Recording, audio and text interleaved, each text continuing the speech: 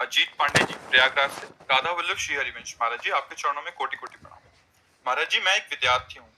महाराज जी, मेरे अंदर ये बात चलती रहती है कि बहुत सारे मेरी पदों की प्राप्ति हो, बट मन भटकता रहता है कैसे अपने लक्ष्य की प्राप्ति करूं। बट मैं भगवत मार्ग भी छोड़ना नहीं चाहता। महाराज जी, दोनों का समावेश करते हुए मैं कैसे अपने उस लक्ष्य की प्राप्ति भी करूं जो एक संसार में मेरे अंदर से जी प्रेरणा करते हैं।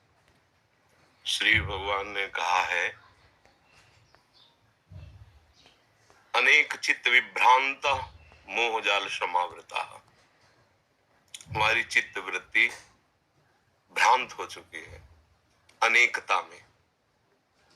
हमें बहुत से नाम रूप, जड़ चैतन्य, अच्छा बुरा, गुण अवगुण, ये सब कुछ दिख रहा है।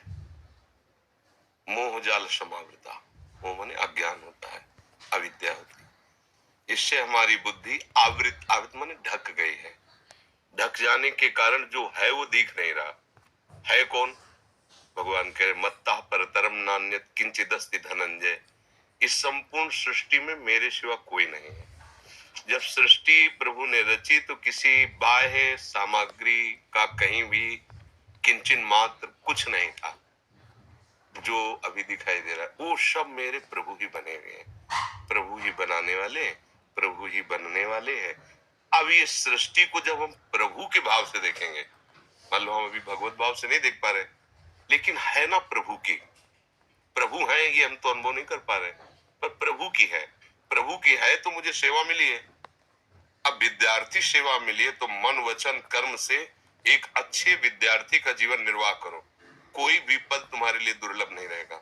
यदि आप मन वचन कर्म से विद्या को भगवान का स्वरूप मानकर अपना कर्तव्य भगवान की प्रसन्नता का हेतु रख करके विद्या अध्ययन करोगे तो विद्या भगवान प्रदान करते हैं। ये जो हम अपनी विद्या पढ़ के बुद्धि से करते हैं एक सीमित होती है, और जो भगवान विद्या प्रदान करते हैं तो असीम विद्या होती है। वो त्रिगुणातीत विद्या होती है, उसे कोई परास्त नहीं कर सकता। इसलिए बच्चा, विद्या भगवान का स्वरूप है। अध्ययन करना हमारी सेवा है। और हम किसी पद में पहुंचे या न पहुंचे, बात समझो, हम भारत देश में पूजा करने के लिए पैदा हुए हैं। ये भारत देश हमारा पूजा स्थान है। प्रत्येक प्राणी हमारा पूज्य है। हमें डॉक्टर बनावे, मास्टर बनावे, हमें पदाधिकारी बनावे तो हम पूजक होंगे, स्वामी नहीं होंगे। अगर हमारी ये भावना है तो हम एक किसान बनकर भी पूरे देश का हित कर सकते हैं। हमें एक डॉक्टर बनकर, एक मास्टर बनकर हम अपने भगवान की पूजा कर सकते। अगर पदाधिकारी का अभिमान पोषण करने के लिए पद और अपनी वासनाओं की पूर्ति के लिए, तो पद की आकांक्षा मत करना।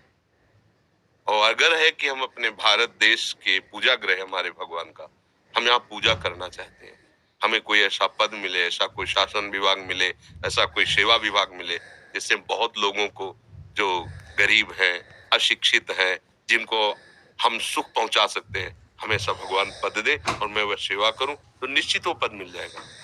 और अगर वो पद अपने अभिमान बढ़ाने के लिए मिले और अपनी वासनाओं के पोषण के लिए मिले तो तुम्हारी दुर्गति कारण बन जाएगा।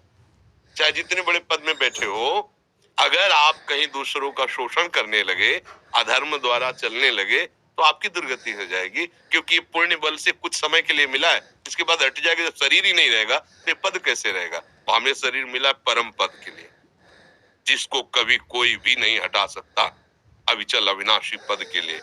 तो ये संपूर्ण सृष्टि भगवान की ही सेवा है।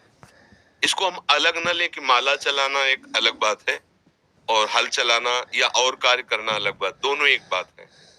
वो प्रभु का पार्षद माला चला के प्रभु को प्रसन्न कर रहा है, एक प्रभु का पार्षद बॉर्डर पे खड़ा होकर के गोली चला करके वो भगवान की सेवा कर रहा है। उसमें कोई अंतर नहीं।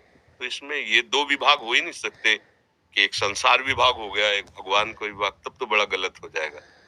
एक का ही विभाग है, सेवा के अलग अलग